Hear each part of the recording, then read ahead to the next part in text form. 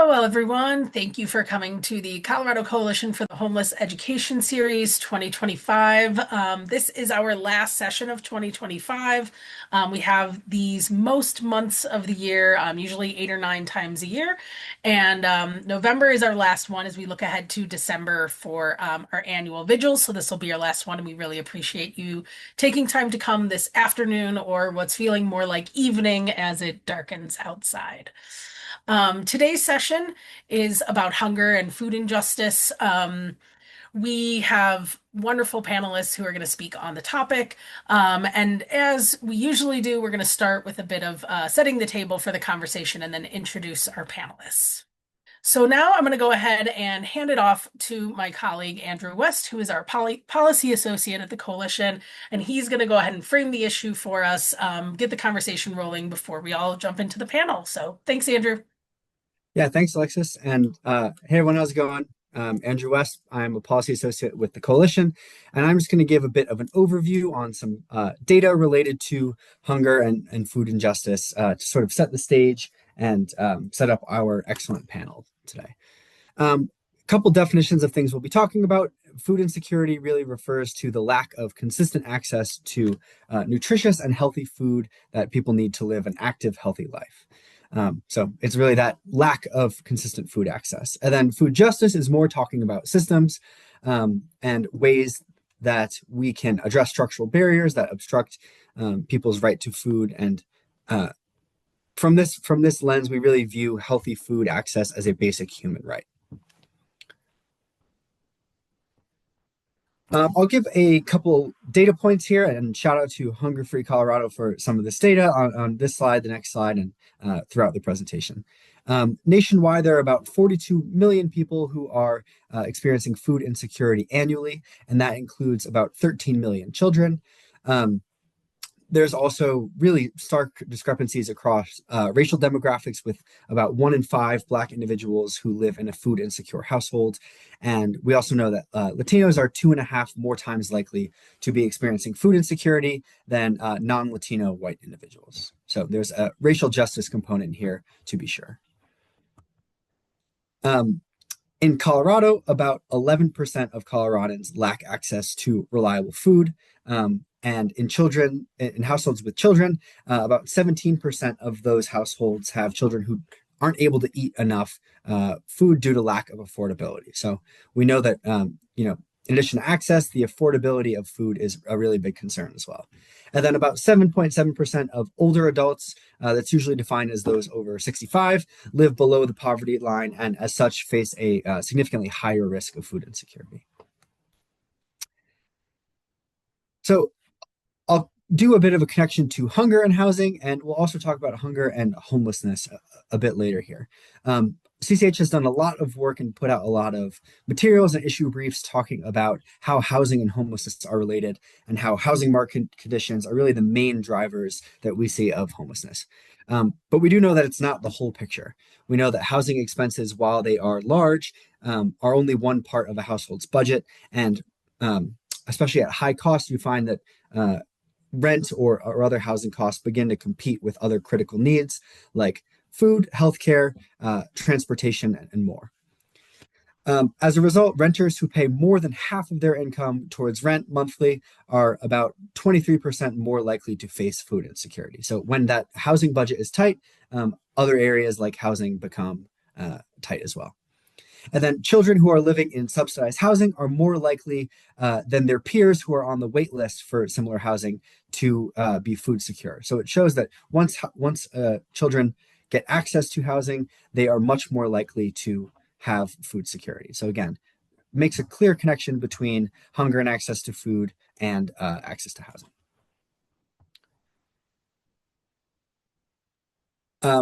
Another connection, hunger and health. We know that from a lot of research, even marginal food insecurity is really tied to a lot of common health problems like diabetes, cardiovascular disease, and other serious health conditions. I'll also note that a lot of these same conditions are exacerbated by homelessness and can both be a cause of someone entering homelessness or make it harder to get out of homelessness. So again, all these things are really tied together, and that's one of the things we want to highlight tonight.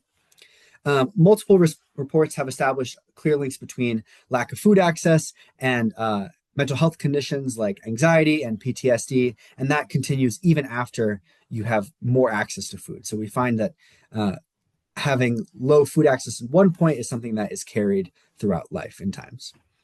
And then I want to talk about an anecdote that we got from one of our physicians at CCH, who, with a lot of the current challenges of SNAP that I'm sure some of you have heard of, has had a lot of patients and clients who are worried about meeting basic necessities without SNAP benefits. So these are households and individuals who are usually choosing between, you know, trying to make a lot of things try to make their budgets work and are now having to choose between buying food and paying for medications or affording bus tickets, paying other bills, and without a lot of these SNAP benefits. And one patient specifically mentioned that he won't be able to afford the type of healthy food that he's been eating to keep his diabetes in check. So we see food access is a really important factor for maintaining and addressing chronic health conditions. I'll give an example of a budget that really, I think, speaks to these tugging and competing basic necessities on a low budget. So this is the average US household expenditure, so not necessarily reflective of lower income households and some of those who might be more likely to experience homelessness. But you see the largest bucket here by far is housing, about $25,000 annually towards housing for the average US household. And then a lot of those other buckets include insurance, pensions, things that might be categorized as other, that can include a lot of different types of costs, transportation, which I mentioned earlier. And in the middle here, we see food is about $9,000 of a household's budget. So we see that food is really one of the main things that households can be stretched for when housing costs are eating up a lot of the budget as well. And then to build on that, I think this graphic is always, really concerning, but also very interesting data to dig into. This shows housing cost burden by income group, and this is specific to Colorado. So that blue bar, we're talking about cost burden. That is a household that is spending 30% or more of their monthly income towards rent. That 30% mark is generally what is considered affordable, and over that, that's really not recommended to be spending more of that on your housing costs each month. And then severe cost burden is when you are spending half of your monthly income or more towards rent. So for extremely low income households making 0 to 30% of area median income, 89% of those households are cost burden, and 79 are severely cost burden. Again, meaning they spend over half of their monthly rent towards housing costs. This is a bit less pronounced with people who are making very low incomes, but we see 87% are cost burden and about 45% are severely cost burden. So again, the lower end of these income ranges are really spending a majority of their income on housing each month. All right, and then this piece of data on food insufficiency sort of builds on what I was talking about earlier with, you see at lower income levels that there are much more households who have sometimes not enough to eat or often not enough food to eat. And you see less than $25,000 a year, and then all households is to the right. So, and again, we'll share these slides out afterwards if folks want to really dig into some of that data. There's also one really noteworthy piece of data from this same report that published this graphic. It shows that people are balancing, housing and food costs with a lot of other needs. And it shows that a lot of times households are choosing not to have enough to eat versus heating their homes or providing air conditioning to keep their homes cool during hotter months, paying energy bills. So it really expands on this dynamic that we're talking about. Next slide, thank you. So more of the connection on hunger and homelessness specifically. For those of you who have joined our other presentations, you might be familiar with this type of logic where hunger and homelessness is a mutually reinforcing cycle. So people experiencing homelessness are both at a greater risk of food insecurity due to lack of access to healthy foods, ability to prepare foods, ability to transport food and store it. But at the same time, once you're homeless, a lack of food can make it harder to escape the cycle of homelessness. So it's something that can cause it, and it can be both a cause of, and a consequence of homelessness. And then I already talked about some of those chronic health conditions, but these are much more likely among populations who are unhoused. And at the same time, these conditions are worsened or aggravated by food insecurity. Um, Food insecurity can also exacerbate mental health conditions and make it harder to regain stability once someone's already unhoused. So these things are really mutually reinforcing. So we'll hear more from some of our panelists who have done a lot of work around food programs and expanding access. The one that most of you will be familiar with is SNAP, the Supplemental Nutrition Assistance Program. This is by far the largest source of food assistance for low-income families and individuals in the country. Serves about 1 in 8 Americans and 1 in 10 Coloradans with benefits, and that's about 42 million people across the nation, including 16 million children, 8 million seniors, and 4 million people who are living with disabilities. Looking at some of our CCH data on clients, it sort of depends based on the program, but we know that overall, more than half of our clients rely on SNAP benefits in some form to obtain food resources and keep food on the table. Okay, so digging into a bit of the policy on this, there were a lot of SNAP impacts from HR 1. This was also known as OBBBA, that was passed in July this summer, and made a lot of crucial changes to programs, a lot of key changes that we'll really be feeling the impact from in the next few years. And like a lot of the provisions that were included in this bill, a lot of the harmful effects are sort of delayed. So things that we might not be feeling immediately, but later on down the road, they'll be implemented and we can start to see some of those things coming into play. Overall, the main impact from HR 1 could affect about 237,000 families in Colorado alone and cost our state about $259 million. So that's in state costs to both administer and pay for the program. One of the changes is that it caps any future increases to states based on inflation as reflected in the Consumer Price Index, and also requires the Thrifty Food Plan to be cost neutral. And this is sort of a plan that is used as a baseline for determining a lot of a lot of food programs. The changes from HR 1 also include an increase in state admin costs. So the states will be paying from 50% now to 75% of the costs effective in 2027. So a lot, really shifting a lot of the costs to states. And by 2028, states will also begin paying for the SNAP benefits themselves. And that's tied to payment error rates. So based on Colorado's 2024 data of erroneous payments, Colorado would pay about 10%. And notably, this is a really big change to the way the SNAP program is administered. This has been a long-standing structure with a state and federal partnership, but this is the first time that states will be responsible for these benefit costs. So historically, this program has been entirely federally funded. So really big changes coming from HR 1 to SNAP. And if you're looking for more about this, this is something that we talked about in our August Ed series, so I definitely encourage you to check that out on YouTube if you're looking for more information there. Some additional changes from HR 1. Requirements have been increased for those working more than 20 hours a week. Also increased the age from 54 to 64, so more work requirements across the board, and then includes adults with dependent children over the age of 14 rather than 18.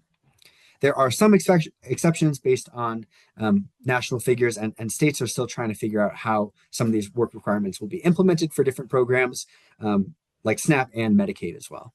And then it also eliminates funding for the Nutrition Education and Obesity Prevention Program, or SNAP Ed, which provides education for participants of SNAP and other people with low incomes.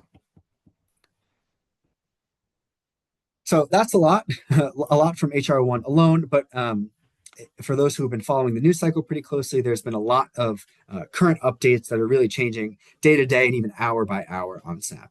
So at the beginning of November, as a result of the government shutdown, SNAP payments were shut off entirely.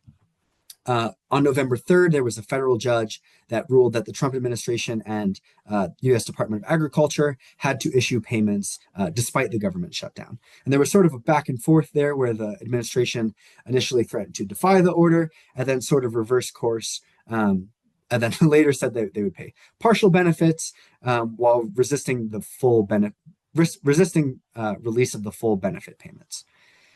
This was taken to the Supreme Court, and it really created a confusing situation where some states had full benefits, other had issued partial benefits, and some states really held out entirely. So, really patchwork system that was confusing, hard to understand, and even now we haven't gotten a lot of clarity about what has happened, what will be happening.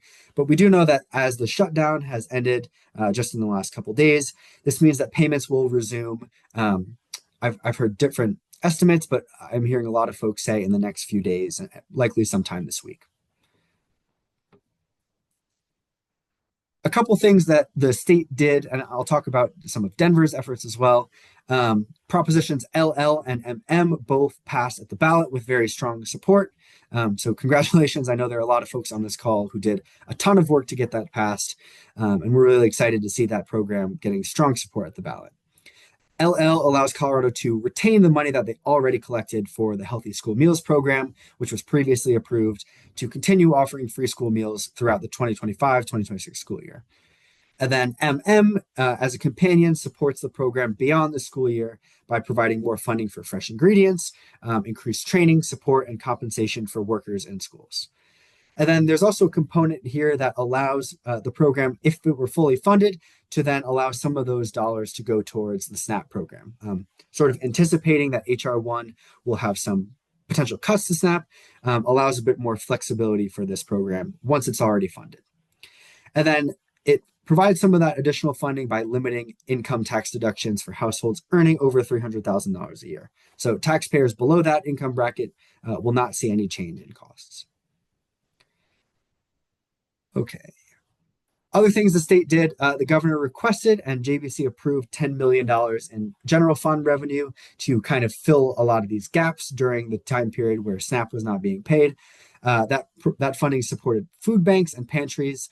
And then there was also a JBC emergency supplemental funded through October and another through November that extended the Women, Infants, and Children, or WIC program, which also provides some nutrition access.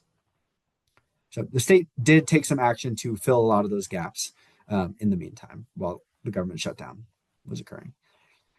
As did Denver, and the city, really expecting a lot of Denverites would be without food support, implemented a pretty quick response action plan, connecting people to a one-stop food access hub that was at denver.gov/food. Activated drop-off locations at rec centers, really mobilizing a network of food pantry providers and community members who are wanting to get resources to people. And then during the shutdown, Denver was continuing to encourage people to submit SNAP applications and paperwork, while also encouraging people to reach out to the 211 hotline so they can get more access to services. All right, so what works? And we've touched on some of these things in policy solutions, but we want to really make sure that we have direct federal assistance at both the federal level and state level for food programs, including SNAP, WIC, and providing funding for other broader solutions. In addition to these benefits not being paid and the gap in that delay creates a lot of confusion that can be very harmful. So I'd say one of the things that really works is ensuring continuity in these payments and making sure that households can reliably access benefits without worrying if they'll come each month. And then additional assistance to providers and funding directly to families is also very impactful. We saw during the COVID pandemic that emergency rental assistance funding did not only increase housing stability, but also access to food. So we see a lot of these things tied very closely together. And I think that's my last slide. Alexis, I'll kick it back to you to introduce our panel. Thanks so much, Andrew. Great job, and really great coverage of where we are. I think it explains nationally and state and locally. So appreciate you as always. I'm going to go ahead and introduce our panelists and then we'll all get started. So first, Anya Rose is the Director of Public Policy for Hunger Free Colorado, a statewide nonprofit organization that connects people to food resources to meet existing needs and drives policy, systems, and social change to end hunger. Anya started in 2019 as a bilingual food assistance navigator on Hunger Free Colorado's statewide food resource hotline, helping Coloradans to navigate and access programs like SNAP. Now she leads the organization's policy and advocacy work to improve equitable access to nutritious food. Welcome, Anya. Next, we have Kate Johnston, who serves as the Chief Program Strategy Officer at Project Angel Heart, where she oversees operations and supports the CEO and Board of Directors with strategy development and implementation. Project Angel Heart prepares and delivers medically tailored meals at no cost to people living with severe illnesses such as cancer, COPD, kidney disease, and HIV. This year, they will serve 815,000 meals to more than 5,000 Coloradans across the state. Welcome, Kate. Michael Bevis has been with the Colorado Coalition for the Homeless for over 3 years as a peer navigator and coordinator of the Clubhouse. Michael brings a lifetime of lived experience along with 8+ years of recovery to his role at CCH. He is professionally interested in all forms of equality, trauma-informed care, and recovery. Welcome, Michael. And finally, Diana Leva is the policy manager at Provecho Collective, formerly the Colorado Blueprint to End Hunger. Provecho Collective is a collective action organization that brings partners together, supports local solutions, strengthens resources, and advances policy change to build a more equitable food system in Colorado. In her role, Diana leads the organization's federal policy and advocacy strategy and oversees the Advocacy Leadership Academy, a program that equips aspiring community advocates and leaders with the skills to strengthen their advocacy and organizing efforts. Welcome, Diana. So we'll go ahead and get started the way we often do at these for anybody who comes to many of our events. We always want to, check ourselves, start with our data and data presentation. So is there anything within the presentation we just gave that surprised you or anything that you think was misleading and you want to correct or anything you think is missing as we prepare for the conversation? And that's to anyone who wants to jump in.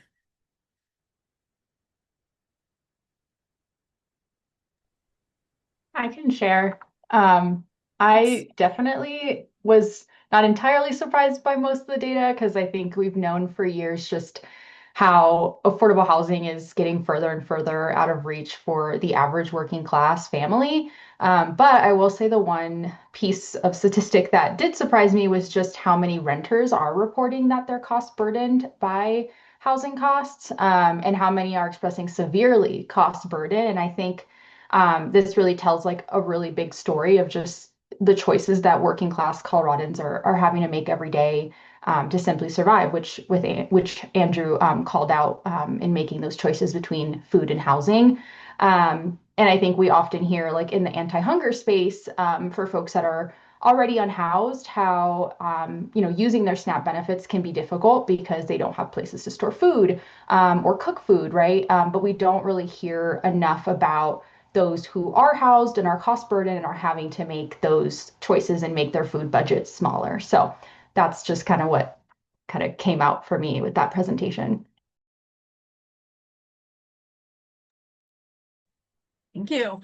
I will say this one just I was thinking of, but I know that in my regular reading in life, just how much food has gone up in the last year or two is not something that we captured. And I think that's another interesting thing that we may even have a stat in there that's from 2024 and think of the percentages that everyday groceries have gone up since then. And so, yeah, I think we as an organization talk a lot about how housing costs have gone up. 162% in Denver for a rental house or cost of housing has gone up in 10 years is a stat that I give. But now that we've seen that huge increase in food the last couple of years, it's also just another way that folks are getting stretched thin. So. All right, I'll move on to some direct questions for our wonderful panelists. I want to start with you, Michael. You work at the Clubhouse for CCH at 2100 Broadway, which is a walk-in space that folks can come into for anyone who's a current CCH client or actually even a past client. If you're anywhere in our system, you're welcome to come in. And you provide coffee and food for pickup as well as just a space for people. As someone who works every day with clients experiencing homelessness, What have you learned about the food resources that folks most need? Hot meals, money to purchase food, access to food banks, etc. What do you learn as the head of Clubhouse and also, as someone who's an expert in the field? Uh, Thanks for that. I, you know, Primarily it's the short answer is people need everything, and that goes for the most basic needs, the building blocks of healthy cooking habits, so-called comfort foods. Sweets are a big get because people like to just be able to relax and have a donut or a cookie or something, but we also get folks who come in who they just want flour or sugar or spices. At the clubhouse, we primarily work with an organization in town called We Don't Waste. They go around to all of the different supermarkets, restaurants, what have you, in the area, and they pick up the stuff that would otherwise be thrown in the trash, which doesn't need to be at all. I think we all know that that's been a problem for as long as I can remember. And they deliver it. They also provide on their own websites, just as a shout out, healthy cooking tips to use items that would otherwise be deemed unusable. And come to find out, there's plenty of recipes that you can utilize those resources for. But with us, when we get our donations, which we typically do at the beginning of the week, we get a lot of folks who want to come in, pick up things to supplement their basic weekly budgets. But with the SNAP shutdowns, we've seen most of the needs double, as well as the foot traffic, which it stretches the resources a little thin. But I try to be as fair and judicious about it as possible. If we get a giant plate of something, I'll break it down and bag it up, and that way I can, supplement as many needs as possible. Another thing that I wanted to mention that I was actually made aware of through the coalition is the Plentiful app, which is an amazing resource. And while there are a majority of clients that we serve that don't always have accessible working cell phones, everybody knows somebody with a cell phone. And the app basically, when you put in your zip code, it brings up every single food pantry, food bank resource in your general area within, I think, up to a 50 to 100-mile radius. So that's come in extremely handy. Many of the clients who show up at the clubhouse, they tend to, and it's a community hub is really what it is for all of the folks that we service, as Alexis said. So a lot of times you'll see folks say, oh, well, hey, Trinity Church, they're giving out lunches, and they'll form a little group and they'll all go over and they'll get their lunches. And, with Plentiful, I've seen people, after I show them, one person will download the app and everybody crowds around, and you can see folks start to make those connections. But when it comes to the needs, it goes back to it's everything. As mentioned by the blurb that Andrew showed, we have folks that have ongoing severe medical concerns that are daily, and they are trying like heck to make it work. But when you don't have resources at your disposal, and when the government fails you, you have to turn to your community. And so what we try to do is answer those concerns. We also, we try to share resources as well too. At the clubhouse, I just had an entire pallet of boxes of mac and cheese come in, which is almost gone now. But we really just rely on each other as best we can. Thank you so much, Michael. And I appreciate you shouting out We Don't Waste. We could have had way more partners on this call. There's so many people doing great work, and we will have a poll question later for everyone to add in other orgs that you think are doing good work so that we can continue to build our resources, share it out after this event. So thanks for bringing up other partners as well. So I'm going to move to Kate. The model of Project Angel Heart is to provide medically tailored meals to those in need. So while many of your clients are housed, your health-focused approach is also used to support individuals experiencing homelessness who are recovering from medical issues and may struggle to store and cook food. Can you tell us more about your work and the connections between health, housing, and hunger? Absolutely. Thanks so much for having me today. Like you said, we provide medically tailored meals. So we make and deliver these meals at no cost directly to clients all around the state, primarily along the Front Range. And I tend to explain these with an example. So, depending on your health condition, you may need different nutrition or you may need to avoid certain nutrients. So, people who are living with kidney disease, for instance, need to limit their intake of potassium and phosphorus. Those are commonly found in tomatoes and potatoes. And I don't know about y'all, but I would not know how to cook without those.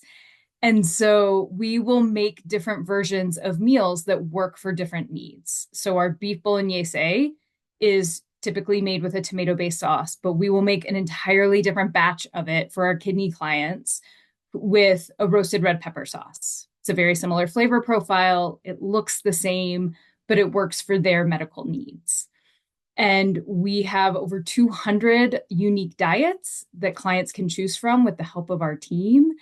And right now we're serving about 15,000 meals a week to over 2,000 Coloradans living with kidney disease, heart failure, malnutrition, for example.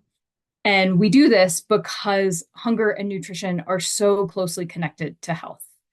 Andrew, I think, did a great job talking about how nutrition and housing impact chronic conditions. We know so many chronic conditions are diet related, like diabetes and heart disease. And the food that you eat impacts how likely you are to be diagnosed with those conditions, how likely you are to end up in the emergency department or hospital after diagnosis. And like Andrew talked about, and like Alexis said, food is so expensive these days. And that is particularly true for healthy food. And so, it's really important to us that folks have access to the nutrition that is going to make and keep them healthy and enable them to thrive. Our own research, as well as research from similar agencies around the country, show that medically tailored meals can reduce hospital readmissions, can reduce healthcare costs. And, one thing that I think we haven't talked about yet is medical debt is one of the leading causes of debt in the country today. And so, especially as we think about the upcoming cuts to Affordable Care Act subsidies, upcoming Medicaid cuts, looking at nutrition as a way to help people get healthy, keep people healthy and out of the hospital is going to help them better afford housing, better afford nutrition, and keep them safe. Thanks so much, Kate. And I'm actually going to stick with you for a minute, just because I wanted to bring up that there's an intersection with our organizations. I was, looking around, asking around my wonderful colleagues for panelists, and was directed to Project Angel Heart because of the way that you all assist with the John Parvensky Stout Street Recuperative Care Center, which is a place where folks can go when they are sort of well enough to leave the hospital and theoretically able to go home, but don't have a home to go to. They go to recover at the Recuperative Care Center and stay somewhere usually between 2 weeks and a month. And they get 3 meals a day there. And part of the way that we're able to do that service with those 75 beds at the Recuperative Care Center is through the partnership with Project Angel Heart. Do you think you could talk a little bit about how that works? Absolutely. I'd love to. So, like you said, we partner with the Recuperative Care Center, and each week they give us essentially an order of kind of this is what we need, right? We need a certain number of vegetarian meals or kidney friendly meals or allergen friendly meals, whatever those might be. And then we're able to deliver those every week. And the incredible staff at the center kind of help connect those meals to the residents who need them to help those patients continue to heal and move along. I would be remiss to not say that partnership actually started with funding from Kaiser Permanente, and we're so grateful to them for connecting our organizations and making that partnership possible initially. Thank you so much. And yeah, the whole way the Recuperative Care Center works is in partnership with a lot of local hospitals. So the way you're talking about the connections between health and housing and food, and all these systems are so interconnected. So it's definitely great to mention the folks who helped to make it happen. I'm going to sort of take a step back and move to Diana to talk about approaches to end hunger in Colorado a little bit more broadly. The Provetro Collective is guided by the principle of food justice and working to shift powers back into the hands of friends, farmers, and neighbors. So a little bit less system and a little bit more everyone in community. So we would love to hear more about how you all work to achieve this. Yeah, absolutely. So at Precipice Collective, essentially we recognize that, hunger doesn't exist in a vacuum. And I think that's pretty evident with kind of who's on the panel today and some of the data that was shared and connecting, hunger and health and housing and hunger. So our work really centers around bringing together community advocates, grassroots leaders, farmers, government agencies to help better shape decisions for a more just and equitable food system. So we host several convening spaces from our policy committee where we co-create like an anti-hunger policy platform with partners from cross sectors. And then to our community voice committee, where we provide a space for our community leaders and folks with lived expertise to help us influence policy and long-term like systems change.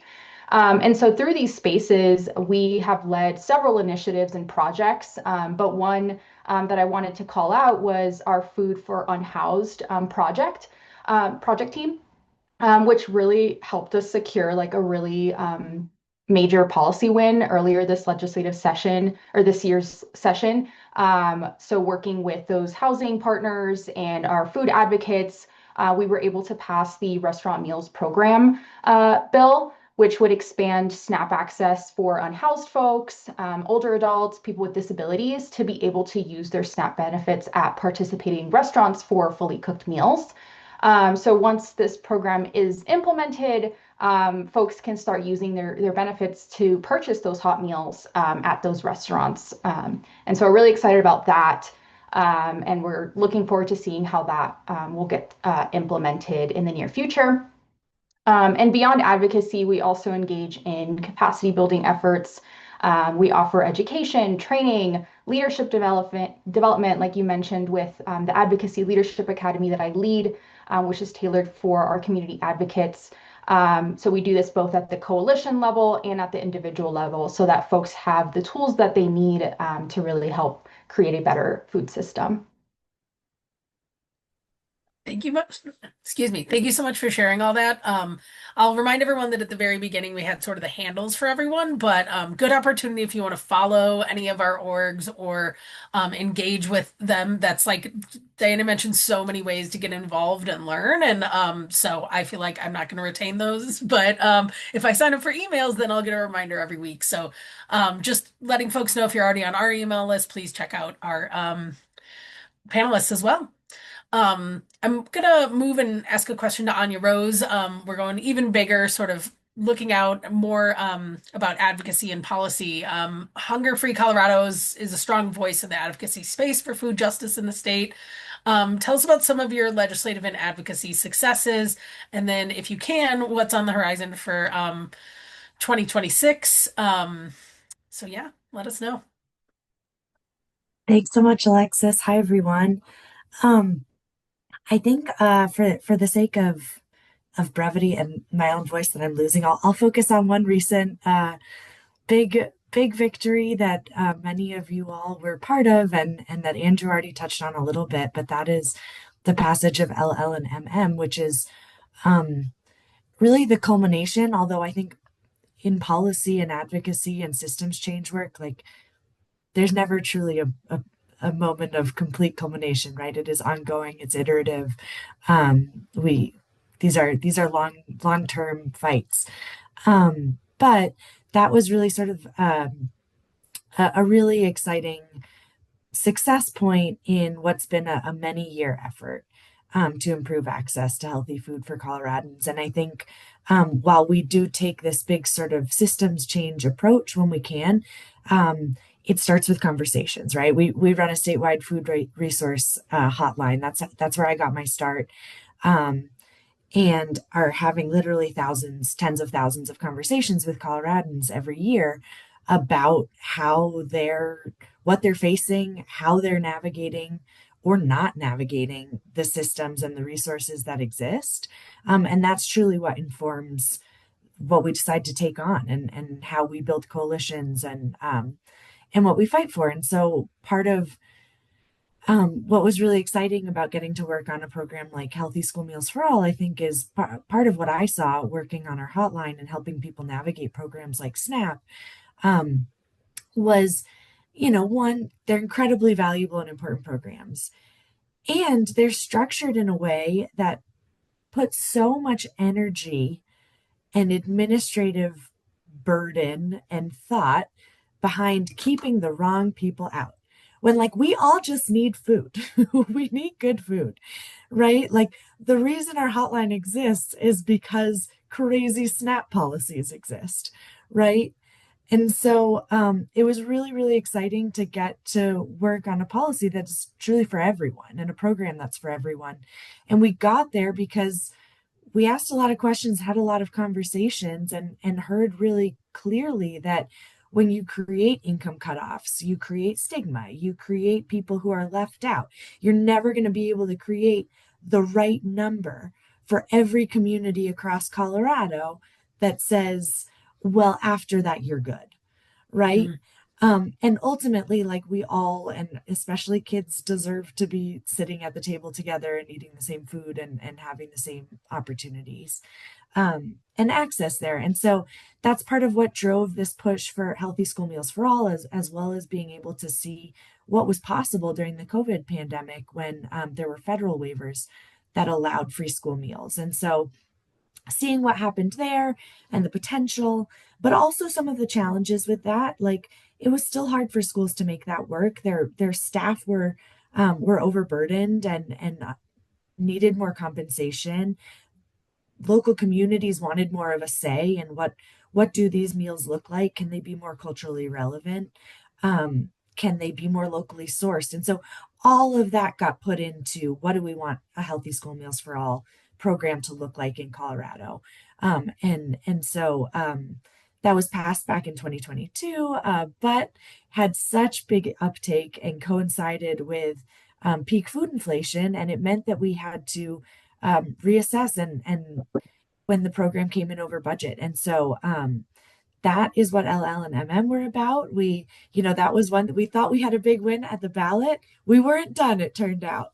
And so, 3 years later, it's really wonderful to see what has been multiple bills, working with the legislature, working with a coalition of about 150 organizations, and what has totaled 3 ballot measures, but Coloradans have overwhelmingly supported all 3 of those. And the support has only grown over the years as they've seen what it means to have a universal program where we're investing in the people behind the food and also the values that communities want to see in their food systems. Anya, at risk of, I'm sorry about your voice, but I am going to stick with you for a minute if that's okay. Okay. You were mentioning that like voters really care and that you even saw increases in support with time. And LL and MM were ballot propositions, right? So when it comes to food justice issues and sort of attention from lawmakers and elected officials, do you think that there's enough attention on that right now? And just a reminder, we are being recorded. So, if you have any allies who work in the legislature, just a reminder for that. Yeah, that's a great question. I think recently there's been a lot more attention on this, right? Especially with the government shutdown putting SNAP front and center. I will say federally, when budget reconciliation was being considered this past spring, SNAP and hunger and food insecurity were kind of like a footnote, even though there were massive structural changes coming for those programs. And so as sort of anti-hunger advocates who also see the incredible importance of access to health, it was sort of like we were just banging on doors, just trying to be like, also food, and get that into the conversation because it was kind of lost in the sauce. And so I do think that's really shifted dramatically over the last few months. Um, I wish it didn't take a horrible federal budget and shutdown for that to happen. I think, if you speak to food pantries and folks across the state, they would say even before that, we were in crisis. They were seeing lines and demand much higher than during peak COVID pandemic. And so I think it is something that has sometimes struggled to get the attention that it demands, often because there are so many basic needs. And honestly, sometimes, we hear from folks calling us all the time, like they'd rather skip a meal than go without health coverage or things like that, right? Like people are making those really hard calculations. And sometimes food falls lower, even though we know it's so related to health and other important determinants. And so uh, I do think that there's a lot more attention on this issue right now, but that's not always the case, even when we're in crisis. Thank you so much. So this is for everyone on our panel. Many of us already work together in some way, but as we see what's been happening at the federal level and inflation, it's more important than ever to collaborate across organizations, faith groups, neighborhood groups, and more. I was wondering if anyone wanted to share a story of past successful collaboration that they've had specific to their organization, or perhaps an upcoming collaboration that they're looking forward to.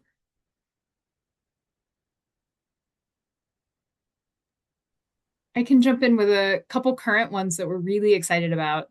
One is with a local organization called Hearty Provisions, and they focus on connecting large volume food buyers like us to local producers who maybe individually can't produce in that volume, but if you combine multiple local farms or producers, they can meet that need. And so it's a really lovely way to support the local food system and help us get local produce and local ingredients that we can then use to cook for our neighbors. And the other one I'll mention is FIMCO, which is Food as Medicine Colorado. It is a coalition that we are co-leading with Feeding Colorado. And it really is focused on promoting food as medicine initiatives across the state. And so we have food bank members, we have health systems, we have payers in the room. And so really excited to see the work that that group can do together.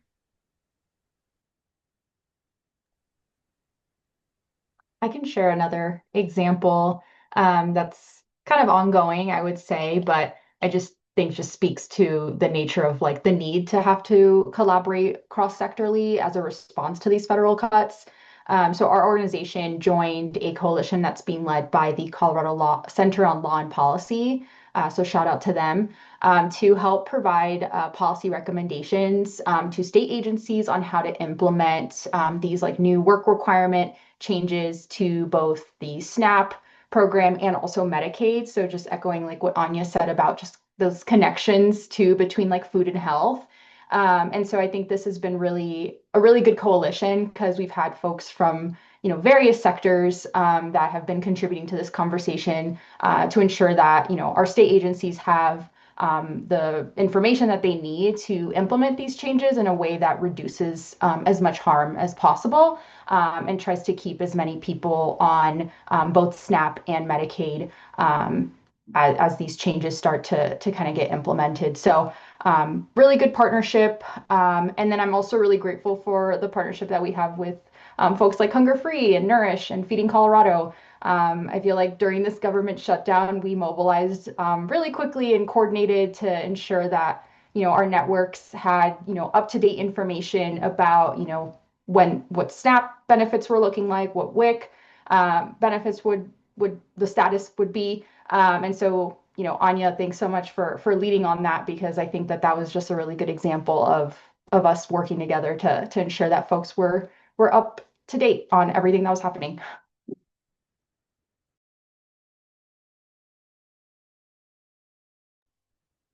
Yeah, thanks, Diana. And yes, I would echo that. We have incredible partners in the advocacy space and in terms of just like getting the word out and things like that in communications. One other I'll highlight is At Hunger Free Colorado, we are state SNAP outreach partners, which means that we um, help to connect people to SNAP through application assistance and education. And when faced with the opportunity to sort of expand that program, and how do you make sure that everyone who's eligible in SNAP actually has what they need to enroll and the support they need to enroll? Um, since 2019, we've gone from having like 4 SNAP outreach partners in the state to well over 50.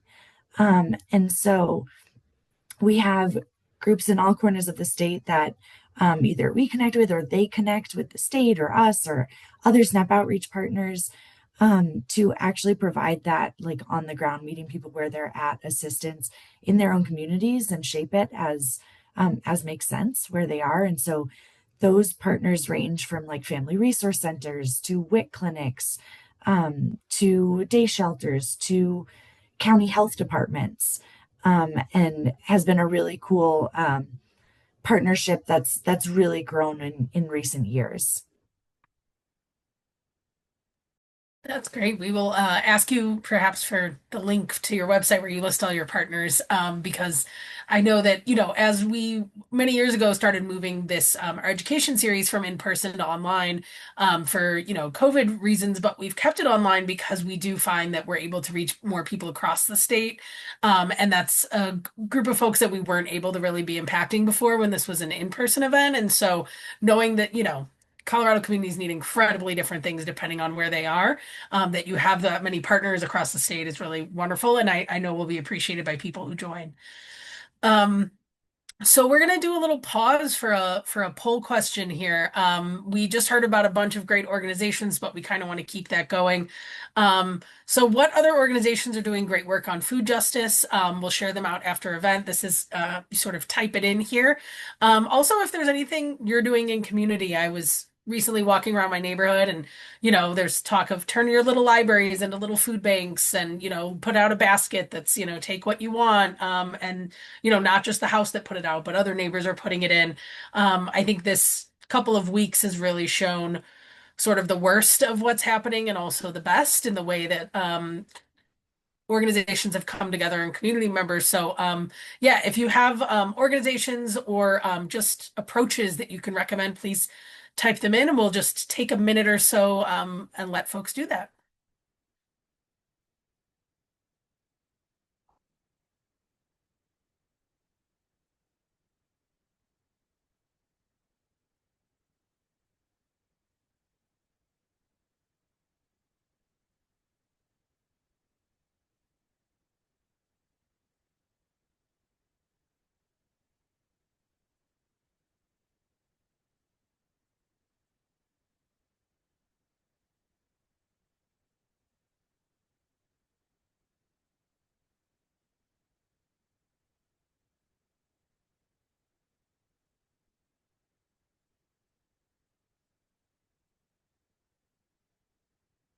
Okay, well, I cannot see things coming in, but it may be a technical issue.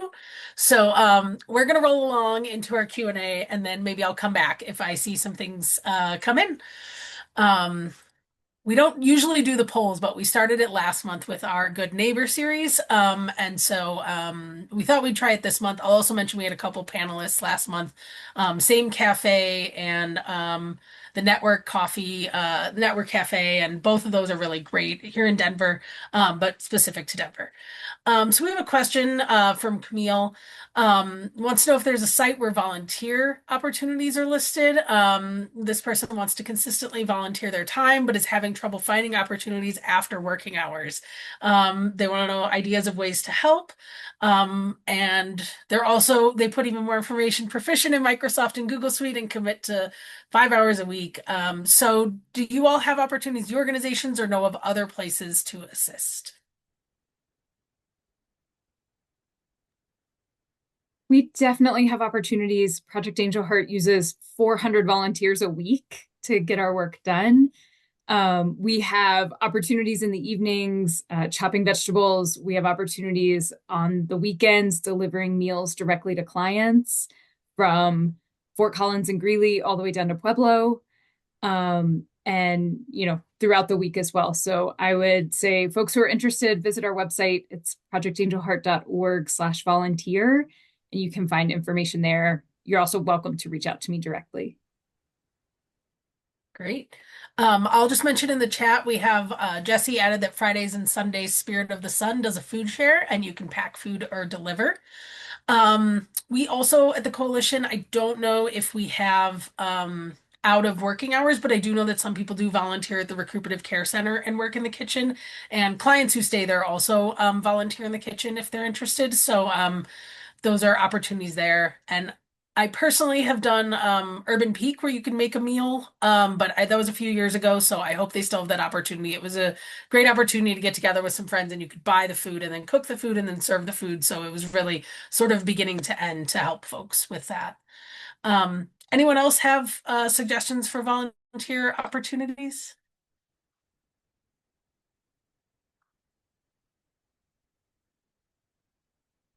Okay. I would just say we at Hunger Free Colorado, actually, because we're mostly referring people elsewhere, don't have a ton, except there are lots of advocacy opportunities to get involved. But just like always reaching out to your local food pantry, food bank.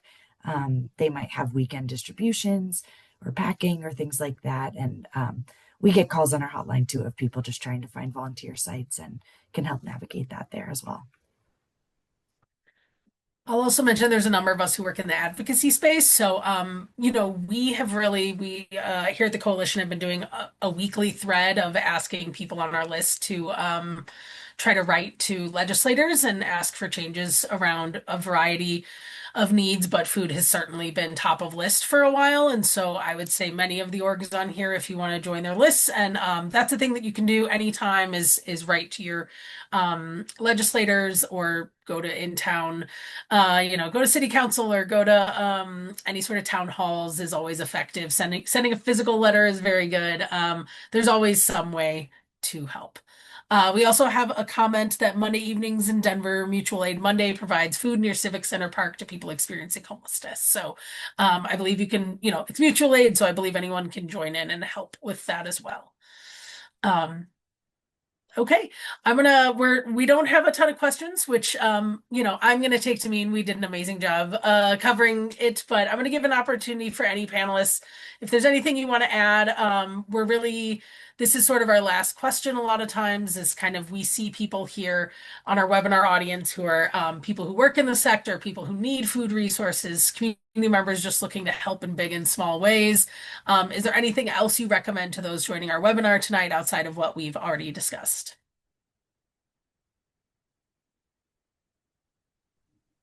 I'll share. I just want to share just how amazing it's been to see just throughout this government shutdown how much resilience there is within our communities.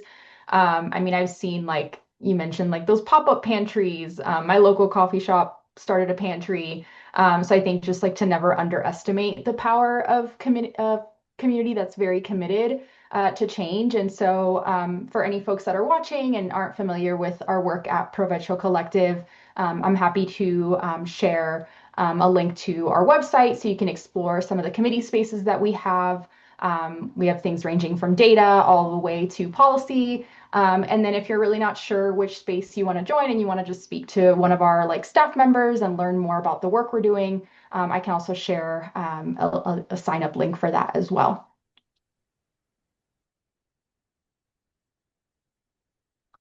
Great, thank you so much.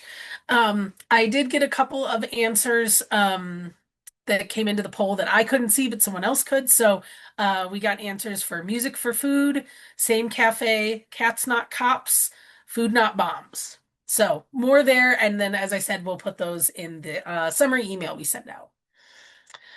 So we'll go ahead and wrap it up. I will ask my colleagues to please put up our last few slides and of course take this opportunity to thank my amazing colleagues on the education and advocacy team here at the Coalition. The Coalition has over 800 employees, including amazing people like Michael, who we get to work with every day, but our E&A team, education and advocacy team, is just a little 6 of us.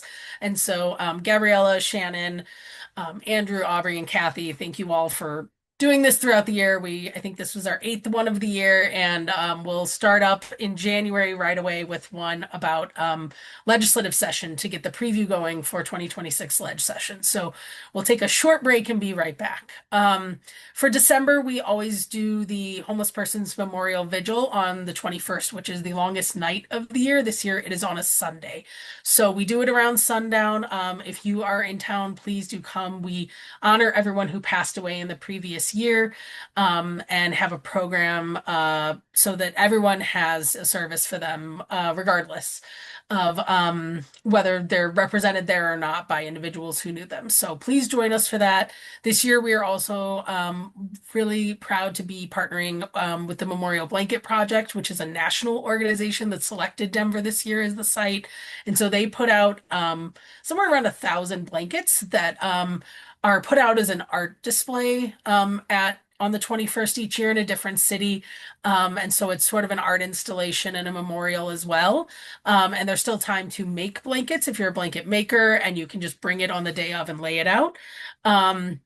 And so more information about that is available on our website, and the blanket display begins at 1 p.m. So that's what we'll be doing around the Denver City and County building in December, on December 21st. So I think that's all. Thank you all so much for joining us. Our panelists today, thank you all. That was really wonderful. If anyone has anything they want to follow up with, any resources we didn't mention, something they thought of, please email us. You should have our email addresses from the many emails we sent you to remind you about this webinar. And yeah, we really appreciate everyone who attended today and this year. We will start building next year's topics, so please take our survey that'll come out within the next couple weeks, and tell us what you want to see for next year. We want to be responsive to community needs and make sure that we are addressing what people want to learn about. So thank you all, and we'll see you next year.